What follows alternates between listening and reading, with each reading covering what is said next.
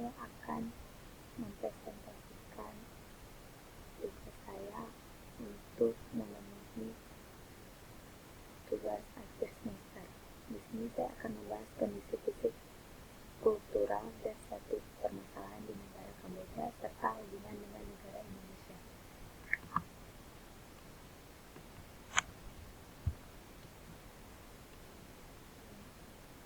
Kerajaan Kamboja adalah sebuah negara berbentuk monarki konstitusional di Asia Tenggara. Negara ini merupakan penerus kekaisaran Khmer yang pernah menguasai seluruh semenanjung Indochina antara abad ke-11 dan 14. Di sini bisa kita lihat nama negara Kamboja, ada bendera negara Kamboja. Selanjutnya, kondisi fisik negara Kamboja. Yang pertama, adanya bentang alam.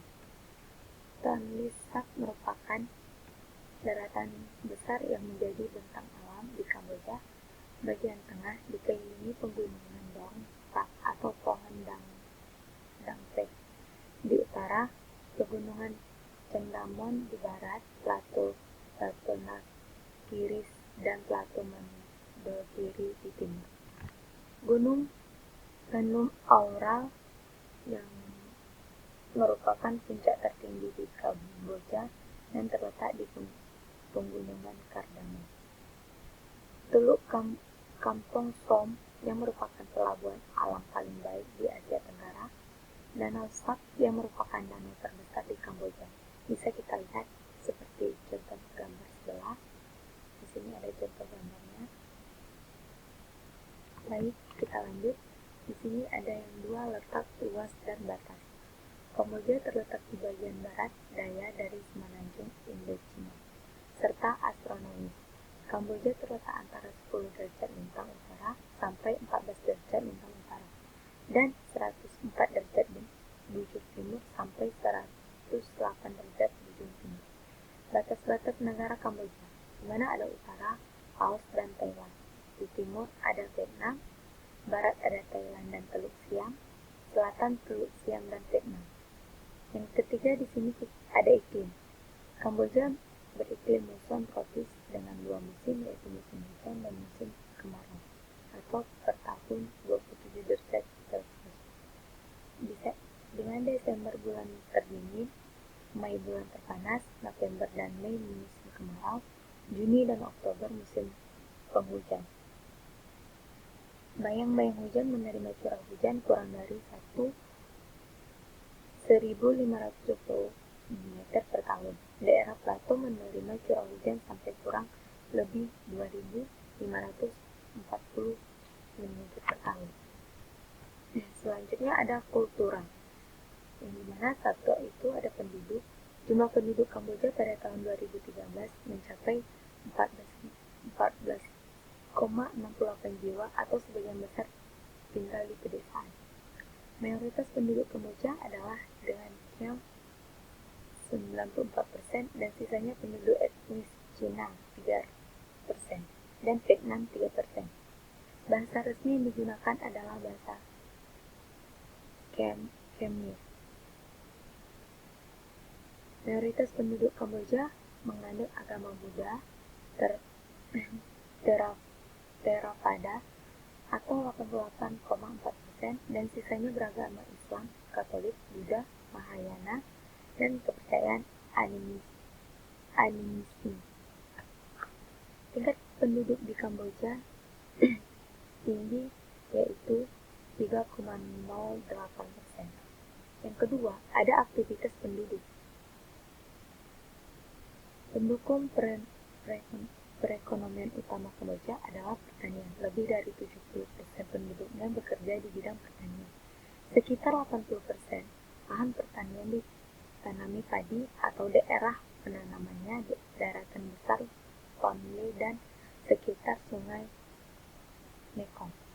Hasil pertanian lain berupa lada, umbi-umbian, jagung, sayuran, dan tembakau. Selain itu, juga ada perekonomian lainnya, antara lain perkebunan, yaitu ada karet, buah-buahan, dan tebu. Pertambangan, adanya bumi besi, batu bara, tembaga, fosfat, dan emas. Perdagangan, di mana perdagangannya ada dapat komoditas, ekspor utama berupa karet alam, beras, kayu, dan lada. Para wisatanya, Candi Angkor Wat sebagai penggunaan keagamaan terbesar. Industri rokok, semen, dan pengolahan karet. Yang dimana di sini ada 3 sosial budaya, arsitektur dan rumah di Kamboja. Arsitektur dapat arsitek dan pemahaman Kamboja membuat candi yang terbuat dari batu. Dekorasi Khmer terinspirasi dari agama dewa-dewa dari agama Hindu dan Buddha. Terukir pada tembok, candi, atau kuil, dibuat sesuai dengan aturan arsitektur Khmer kuno yang terdiri dari susunan candi biasa ditambah dengan satu candi yang tampak mencolok di tengahnya. Sebuah tembok dan sebuah parit motif Khmer menggunakan banyak dewa dari mitologi Buddha dan Hindu. Bisa kita lihat seperti ini gambar arsitektur rumah negara Kamboja. Selanjutnya ada pakaian adat di Kamboja. Kain tradisional yang dikenal sebagai sampok adalah sebuah kostum yang terkena pengaruh dari India pada era Funan. Pakaian Khmer telah berubah seiring dengan waktu dan agama. Pada masa transisi dari era Funan ke era Angkor, terdapat pengaruh Hindu yang kuat pada pakaian di Kamboja, di mana orang-orang menyukai sampok, termasuk sarung kor atau perhiasan yang merupakan simbol agama Hindu. Bisa kita lihat gambar pakaian adat negara Kamboja. Salah satunya seperti ini contoh. Selanjutnya ada tarian di Kamboja. Tarian Khmer klasik, yaitu seni pertunjukan seperti balet asli dari Kamboja, seringkali disebut tarian bidadari. Konon, tarian Khmer klasik pada zaman sekarang dihubungkan dengan tradisi menari di istana Raja-Raja Angkor yang terinspirasi dari mitologi tentang istana para dewa di kayangan, dan penarinya adalah para bidadari. Permasalahan di Kamboja. Periodisasi konflik di Kamboja dapat dibagi menjadi 3, salah satunya yaitu konflik masa Sihanouk. Pada tahun 1955, Sihanouk diangkat sebagai kepala pemerintahan Kamboja. Pada masa pemerintahannya, Sihanouk menerapkan dan mendominasi sistem demokrasi parlementer Kamboja. Ia juga menciptakan ideologi sosialisme Buddha sebagai ideologi nasional. Konflik pada masa Sihanouk bermula saat ia menjalani kedekatan dengan negara-negara komunis seperti Vietnam Utara dan Cina. Selain itu, Sihanouk juga menolak bantuan dan memutuskan hubungan diplomasi dengan Amerika Serikat pada tahun 1963. Kebijakan tersebut menimbulkan kekecewaan golongan oposisi di Kamboja. Pada perkembangannya, konflik semakin meruncing ketika rezim Sihanouk melakukan korupsi dan pemborosan yang menimbulkan permasalahan ekonomi di Kamboja. Hal tersebut menimbulkan pemberontakan dari Khmer Merah di bawah pimpinan Lon Nol I. Pada tahun 1970, Lon Nol I berhasil menguasai pedesaan dan melakukan kudeta terhadap rezim Sihanouk. Selanjutnya, Lon Nol I mendirikan Republik Khmer dengan dukungan dari Amerika Serikat.